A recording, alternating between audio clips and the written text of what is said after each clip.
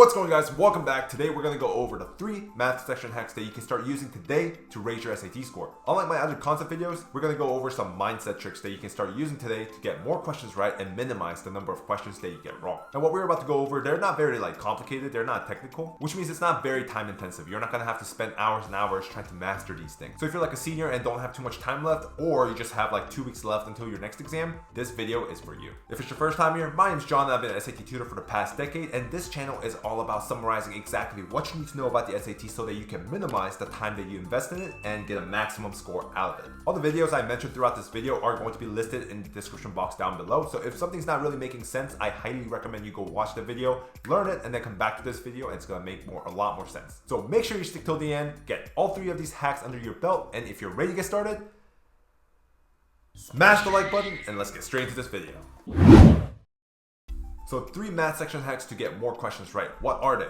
The first one is going to be using answer choices as hints. So take a second, pause the video and see if you can solve this question. There will be some questions where you read a question and you're like, what the heck is this? How am I supposed to do this? I have no idea where to start. If that's the case, take a deep breath and then look at the answer choices. They might give you something to work with. If you look at the answer choices, what you see are these root 3s and root 2s right here, right? And anytime you see a root 3 or root 2, there's a very high chance that it's talking about special right triangles. If you think about these triangles, what you see are these 30, 60, 90 triangles, and they have a side length ratio of x root 3, and 2x, and 45, 45, 90 triangles have x, and x root 2. Okay, so when there's a root 3 and a root 2 involved, there's a very high chance that the question is going to be about special right triangle. So if you look at the question, it tells us that it's a regular hexagon, meaning all the angles are going to be same within the hexagon. So as long as we can find out what the total angle is within this hexagon right here and divide it by 6, we're going to know what each of these angles are. So how do we find the total angle? It's going to be number of sides, which is 6 minus 2, parentheses, 180. And that's going to be 4 times 180, which is going to be 720. And if you divide that by 6, you get 120, right? That means each of these angles are going to be 120. So let's look at this triangle right here. And if this is 120 right here, that means this angle right here is going to be 60. And this angle right here is going to be 90, which means it's going to be 30, which is going to be a 30, 60, 90 triangle. So now we're going to be able to find out the side length of the triangle, which allows us to find the area and therefore find the answer to this question. So if you're stuck on the question, look at the answer choices and see if there is any of these guiding points that you can pick up on. Let's go through another example. So this is another one of those word questions where people will look at the question and there are just way too many words. I mean, ideally you want to look at the question and find out exactly what to do. But if you're running out of time and you really don't know what to do, then just look at the answer choices and chances are you'll be able to find something. And if you look at it, it says they are all equal to f, right? Chances are they probably just want you to restructure this equation into f equal to something. If you look at the question, you'll realize that that's exactly what you have to do. But just in case your brain is having a little brain fart and you don't really know what to do, look at the answer choices and they are going to give you some kind of guidance on where to start. Again, the best way is to read the question and understand exactly what you have to find. But if you can't, that's when you look at the answer choices and try to get something out of it. Another example is going to be one about a quadratic solution question right here. So just by looking at the question, it's going to be a parabolic question and we're looking for a solution when it's equal to 0, which means we are looking for roots, which means you're going to have to either use factoring or a quadratic formula, right? And what most people end up sticking to is factoring because it's the simpler method. And looking at this question, they will try to factor it. They're going to try to factor this equation and try to find out what the answer is, but only to realize that it doesn't work after about 3 minutes of solving. But when you look at the answer choices, you realize that all these answer choices have a plus minus in it and there's a square root in it. And what has a plus minus and a square root in it? A quadratic formula. While most people go straight into factoring and spend about 2-3 minutes only to realize that it doesn't work, you can just look at the answer choices and know that you have to use the quadratic formula. Is this going to get you a perfect score? No. But is this going to save you a couple seconds, maybe up to a minute or 2? Yes. And when those minutes add up, that's when you have extra time to solve other questions or double check on the ones that you already answered. Okay, so let's go to our next hack, and that is going to be underlining exactly what you have to find. Guys, this sounds super silly, but hear me out. If you look at this question, it says if 2x plus 8 is equal to 16, what's the value of x plus 4? Okay, and I know that you guys are going to find what x plus 4 is equal to. But when you're under the time pressure and you're a little bit nervous, what's going to happen is you're going to find out exactly what x is equal to. You're going to forget to plug it into this equation and you're just going to put that as the answer.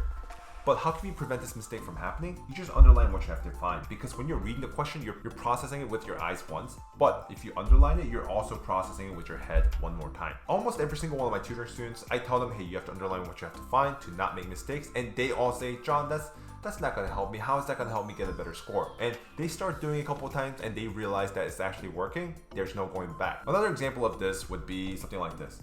In the question, blah, blah, blah, take a second and read the question, pause the video if you like. And the question is asking us to find out what T to S is, right? And T to S might be like 1, 2, 3, right? But if you accidentally find out what S to the T is equal to, your answer will be 3 to the 1. And 3 to the 1 is actually one of the answer choices. And when you're under the time pressure and you're a little bit nervous, you're going to end up picking this answer when you were like 99.9% all the way to the answer. You got this question wrong because you made that silly mistakes because you just messed up T and S. Don't make that mistake. That's going to reduce your points by a lot. And the last example is, if x and y satisfy the system of equations above, what's the value of y, right? And for some reason, our brain just thinks like, okay, I have to find out what x is. So they find out what x is and they put that as the answer, when the question is actually asking us to find out what y is. And to prevent this kind of mistake happening, you have to underline exactly what you have to find. Guys, this is going to be a game changer, okay? And my last hack is going to be not picking the closest answer, okay? Here's what I mean. When you have to round your answers, the question is going to tell you that you have to round your answer. For instance, let's take a look at this question right here. It says, of the following, which best approximates the percent decrease, right? So it's telling us that whenever you find the answer, you're not gonna get exactly 6, 11, 21, or 26. You might end up with something like 5.8 or 11.2.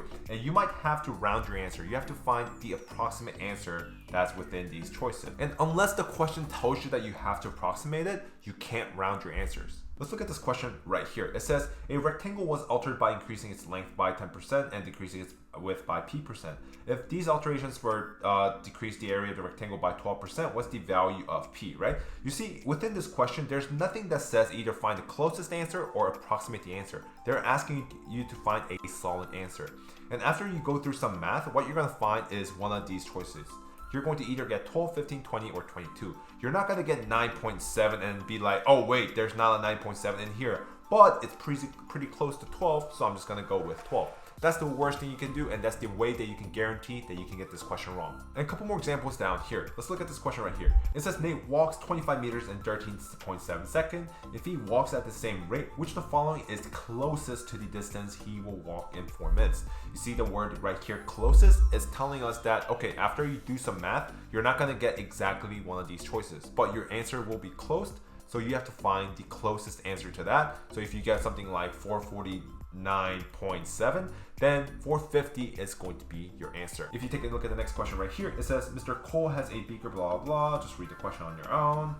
And it says how many students are in the class, right? So they're asking you to find out exactly how many students are in the class, exactly how many students are. There's not a single word that suggests either approximating or finding the close answer. They're asking you to find a solid answer. And if that's the case, when you're getting 15.8 as your answer, do not pick 16 because that's probably wrong. You're only allowed to round it up or round it down if the question has words like closest or approximate.